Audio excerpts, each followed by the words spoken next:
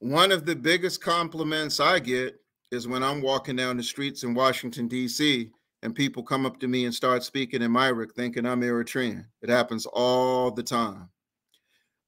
We've been working with the Eritreans since 1991. We're not new to this at all. As a matter of fact, if you know the catalog of the Mass Emphasis Children's History and Theater Company, the only adult play I've ever written and I'm ever gonna write is called Gorillas, Mothers, and Wives. And it's about the Eritrean women, because 33% of their guerrilla fighters were women. Very special to us. So the fact that at this historical moment, they're the only country in Mother Africa to offer free education, to offer free health care, we feel a sense of obligation to defend them. Osajefo Dr. Kwame Nkrumah taught us, waging resistance in liberated territory takes precedence even over waging resistance in a quest for liberation and contested territory. Very important to know, very important to understand, very important to accept. So we say that to say that because we embrace that position, we know that engaging the full spectrum of thought in our community, others may not embrace that, but we try to see where we can put our heads together. Once again, we have to thank you, our young sister, for helping us organize that meeting between the National Union of Eritrean Women a couple of months ago and women organizers all over the diaspora. What we had, like women from 5 nations there and all over the United States. It was beautiful. And remember, there were some people who came on with the disrespectful and graphic, trying to throw us off. So yeah, I'm gonna post it to the channel because I meant to do it a while back, and I have it saved on my computer. But yeah, it was. Yes, and we need people to see that, just to show you how into Eritrea, the fear of Eritrea by imperialism. So what ended up happening is we spoke with, about 3 weeks ago, with a member of the Institute of the Black World, Dr. Ron Daniels, who through a think tank, it's supposed to be, we don't even really know what it is. It's called the Pan-African Unity and Dialogue. And you had one of their members on your show, Sister Tyranny, Milton Ahmadi, the Ugandan journalist. And so we reached out to him. He never returned our emails and never returned our calls. We're not used to that, but it's okay. But then we said, no, let's talk to the boss. So we talked to Ron Daniels. And so we said, hey, we just facilitated a meeting between our brother Hillary Shelton, the NAACP's liaison to Congress, to the Senate, and to the United Nations. And he met with the Eritreans. Why are you making comments about Eritrea and you haven't even given them the courtesy of meeting with them first to confirm what is true and what is not true? And I said, we can arrange that. And he said, maybe, in a very cavalier attitude, a very distant and dismissive attitude. But we felt obligated to just warn him that we don't want this to end up like the Zimbabwe issue 15 years ago, where Trans-Africa Forum, because of their reputation, because of their visibility, thought that they could take a bunch of 30 organizers in their early 30s as a joke, when we told them that being an extended mouthpiece of the Bush administration and creating an atmosphere for regime change in Zimbabwe would not be taken lightly. We'd like to resolve it diplomatically, but if not, whatever happens just has to happen. And what ended up going on is we exposed that Trans-Africa Forum was funneling money from the National Endowment for Democracy to 14 civil society groups in Zimbabwe. And so the other day, Dr. Daniels and his group, and also when I spoke with him, I let him know that I talked to 2 board members of the Institute of the Black World who claimed to never have seen this statement. So how is this statement out here discrediting Eritrea, discrediting Ethiopia, but your organization has not even endorsed it full circle? It's hard to be in an organization. That's the challenge. You have to be on one accord. And even though there are different levels of understanding, there's still a general understanding that people come to before they take a strategical and tactical position or an ideological position. For those of you who haven't done any real organizing, we're obligated to share with you how the process works to entice you to get some of the work in. But anyway, with that being said, so he told me to put something in writing. I said, I'm busy just like you, if not more busy. I'm telling you now, and I'm not going to talk to you about this again. So with that being said, we're challenging Ron Daniels, Milton Ahmadi, and Don Rojas, who have been the most vocal representing the Institute of the Black World on this question. First of all, we don't want people to talk about Ethiopia and ignore Eritrea. When you look at what Eritrea represents, I'll get to that in a second. Interestingly enough, Don Rojas, and many people go through this, he's politically reinvented himself. People just know him now as an older veteran and down the Institute for the Black World. At one time, he was the Maurice Bishop, the great Pan-African freedom fighter out of Grenada, representing Grenada, New Jew movement, prime minister from 79 to 83, assassinated by the Reagan administration, strategically carried out by Colin Powell. He was his press secretary.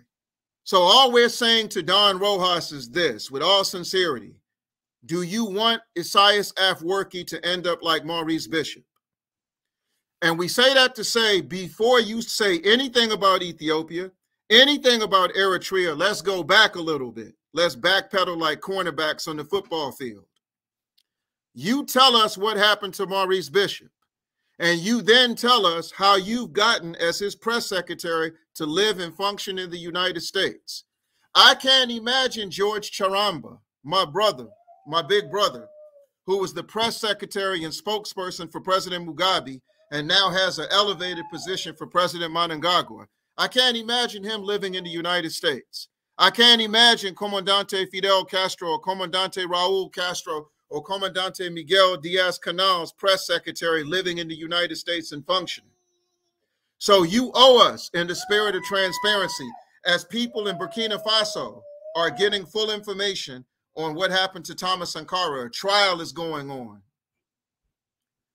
We need to have you come before our community on platforms like this and tell us everything that transpired with Maurice Bishop. We would be more interested in that than your opinion on Ethiopia.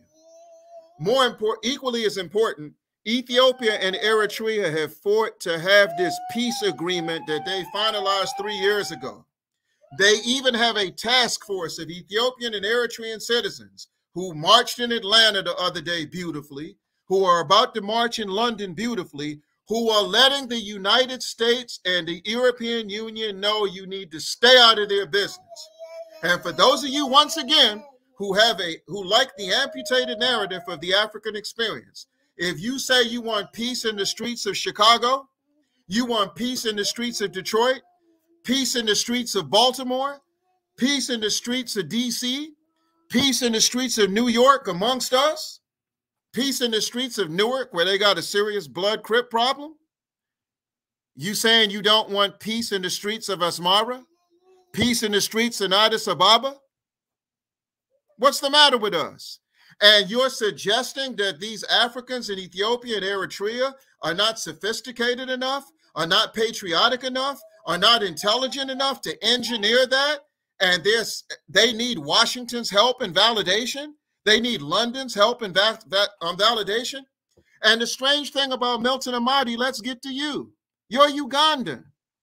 It was your government that you've built your reputation criticizing, sir, that convinced the UN Security Council to impose sanctions on Eritrea 10 years ago under a false rumor that they were financing and harboring al-Shabaab terrorists.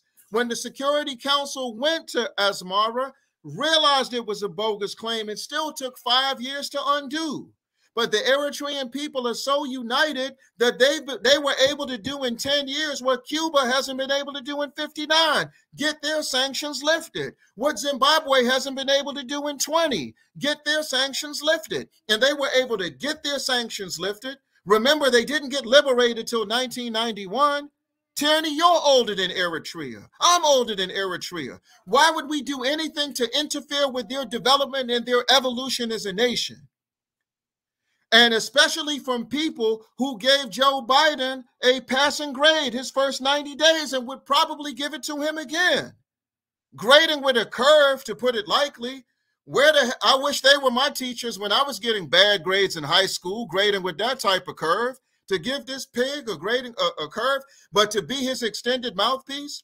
And since Uganda was responsible for putting Eritrea in a compromising position, how does a Ugandan like Mr. Almadi, who says he's Pan-Africanist, who says he's revolutionary and all that good stuff, what is he doing sounding like an extended mouthpiece of the Biden administration?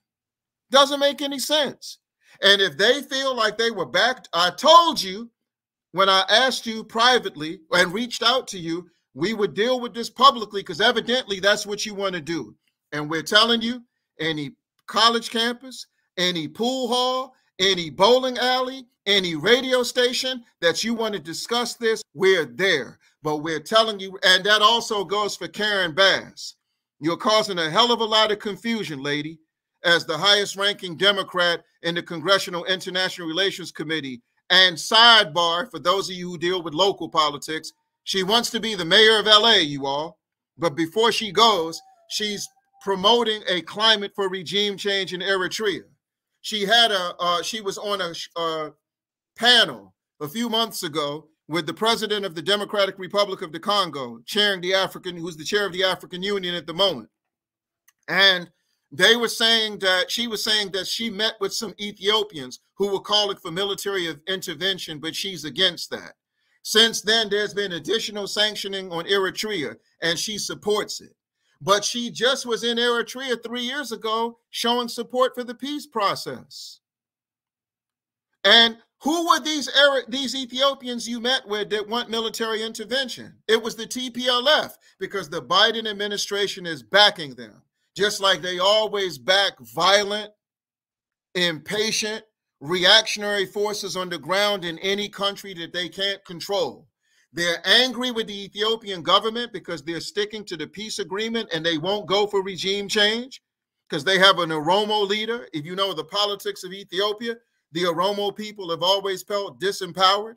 They tried to assassinate this brother a few years ago, the same day they tried to assassinate President Mnangagwa in Zimbabwe. They're so angry at him. He got the Nobel Peace Prize, which President Afwerki should have shared. But President Afwerki is one of those people, he doesn't need your validation. He's a humble man. If you realize right now, everybody who's incurring the wrath of imperialism has a problem with USAID.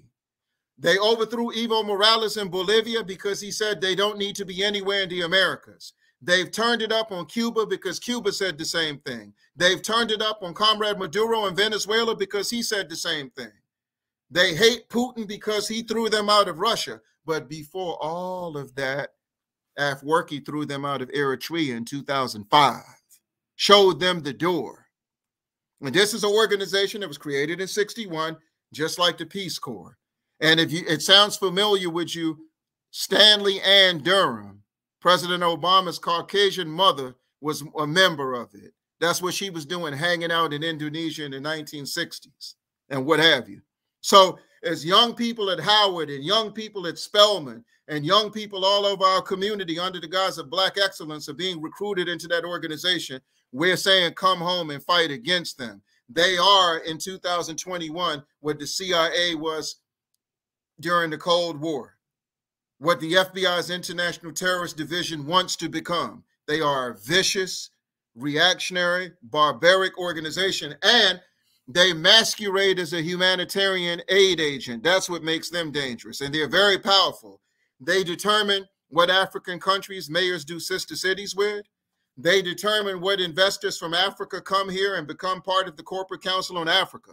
That's who Eritrea showed the door because of their boldness, because of their vision, because of their integrity.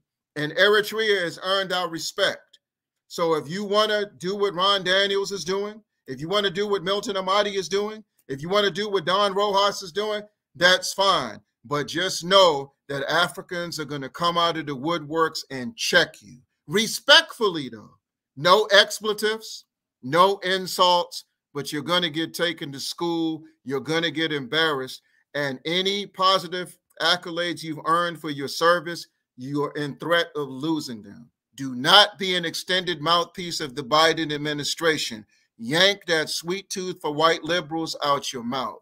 Not good for you, not good for us.